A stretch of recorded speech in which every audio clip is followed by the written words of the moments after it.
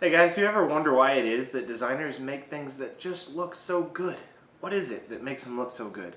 Why is it that every single time you try a project, it ends up being this trial and error process of change orders that just cost so much money and you end up with something that's just acceptable? Well, stay tuned. This video is for you. I'm going to be giving you 3 tips to help you think through your next project just like a designer.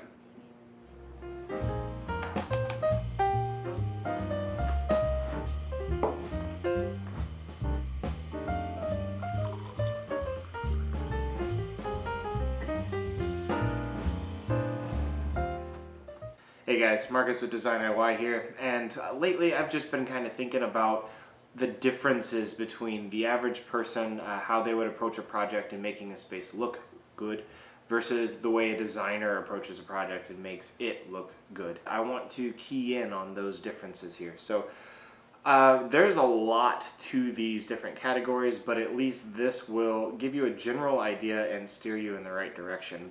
Know why you like what it is that you like.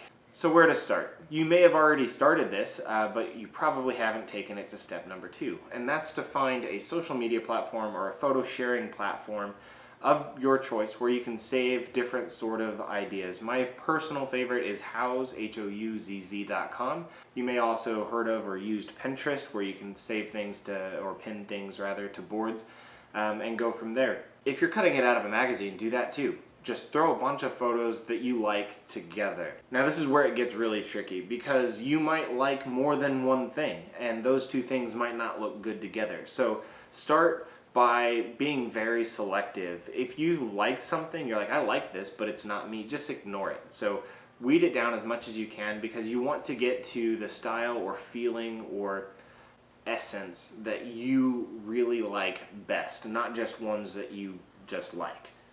Break it down further, find all the similarities between all of the photos and all of the spaces that you like. Write down the feelings. What does this photo make you feel? How does this space make you feel? If you were in this space, what do you see yourself doing? Are you on vacation? Are you relaxing? Are you just coming home from work? Or does it make you feel like you're stressed out and you have to go somewhere? What is it? It doesn't have to be a positive feeling. It can be the negative feelings too, right? Normally people say, I like calm, I like, warm, I like cozy. Those are all good words, but what about the negative words too? And it's okay. Like me personally, you see this big area rug hanging on the wall behind me. It's grungy. I like that.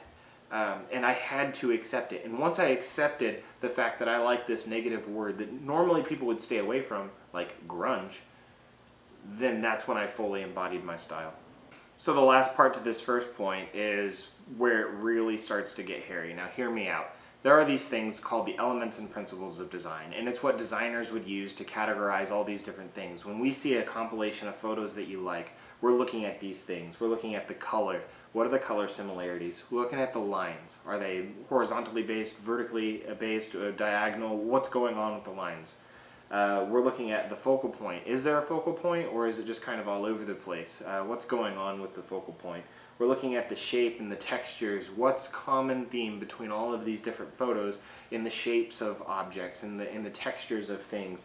What about the space? Is there a lot of space, a lot of negative space, positive space? And the form. What about the form? So those are all of your elements of design. That is color, line, focal point, shape, texture, pattern, space, and form. These are literally just the building blocks that affect the visual appearance of a space. I know they're intimidating. We'll make a video on each one of these topics so that you can further understand it in the future. Just know that you can break it down to that level and you're still where you need to be. Number 2, never make space for your things. Instead, always make the things for your space. Your space is an idea, it's a concept, it's a feeling. That is your ultimate goal. What you're looking for in a space is not that particular bar stool or that particular coffee table. Although sometimes you might start off with something that you just absolutely love, it's not the item that you love, it's how that item makes you feel, right? It's the essence of the entire space. So there's more to it than just the item itself. So I say again, never make space for your things, period. Always, instead, make things for your space. Your space is going to be asking you for those things, right? So all these hand-me-downs, family heirlooms, or things that you just already own that you're just trying to make space for, don't, right? You wouldn't want to change your space if the things that you already had gave you the space that you wanted, right? So don't make space for your things, otherwise you're going to end up with a subpar result. Don't make space for your things, instead get rid of them. And I know this sounds materialistic, but hear me out here. If you walk into like a designer showroom, or you walk into a vacation suite, name your place, right? What is it that just makes you feel exactly what that designer wanted you to feel? Why is it that you feel like you're on vacation the second that you've arrived at your destination? Maybe it has something to do with the car ride or the plane ride that you're there, but let's be honest, there's nothing in that space that wasn't intended to make you feel the way you're feeling right now. Everything was intended to do that. It was worked around the feeling, the essence, what you're trying to get that space to do. And nothing is there for the sake of having it, because they had it, because it was a budget item, because they didn't want to get rid of it, because it was a family heirloom, or whatever else. I think you get the idea here. Never make space for your things. Always instead make the things for the space, because the space is going to ask you for the things that it needs. Now, thirdly and lastly, model it first, always.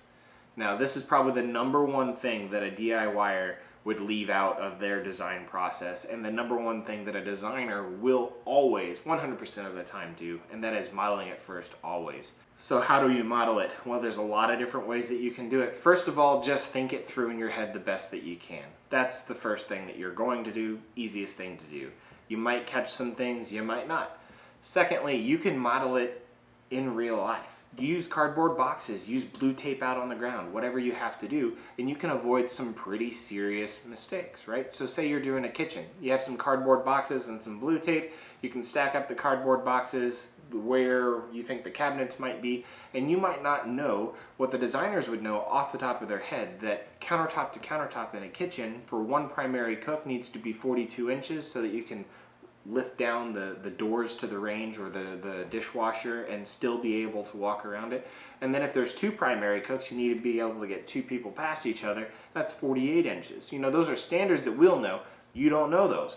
If you stack up the cardboard boxes and you try to imitate doing all of those things, you're going to get really close, even if they're not exact.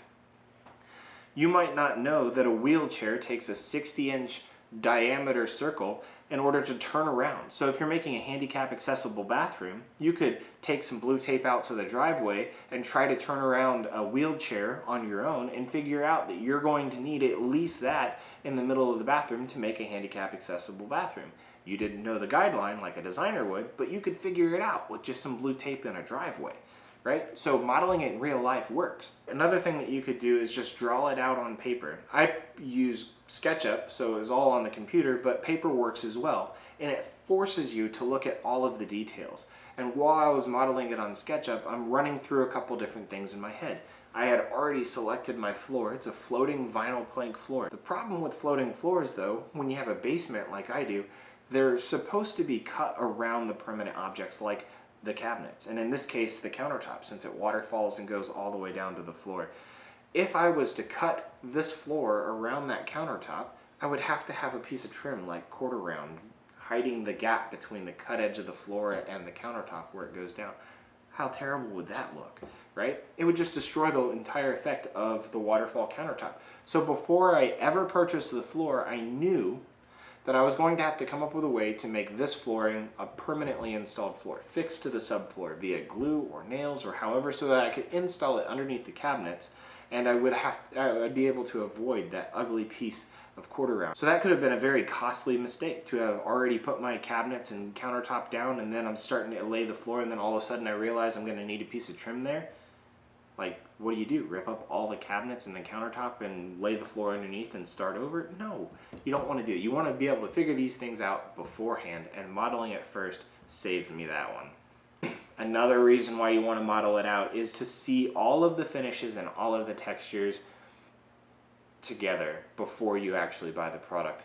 Now, a lot of change orders come from people just simply not liking the way that it's looking, either because they don't want to see the end result, or maybe they're already seeing the end result and they're not satisfied, so they need to change things. There is no value that you can place on putting all of your finishes together on a design board or just on a table and just seeing how they interact with each other. Does it invoke the feeling that you're trying to feel? Is the essence of that space agreeing with your goal? Nothing beats having the actual finishes and the samples together, so 100% of the time, do that. You will not be sorry. So I really hope you enjoyed this video. If you learned something or you liked it in any way, on full screen right now, hit the like button. It's going to help me out a ton. And I have a lot more educational content like this coming real soon, so hit the subscribe button and the little bell icon if you'd like to be notified every single time I release one of these videos. Not over the top, 1 or 2 a week or so, and we'll get you on the track to thinking just like a designer in no time. Alright guys, this is Marcus with DesignIY, and I'm signing out. We'll see you.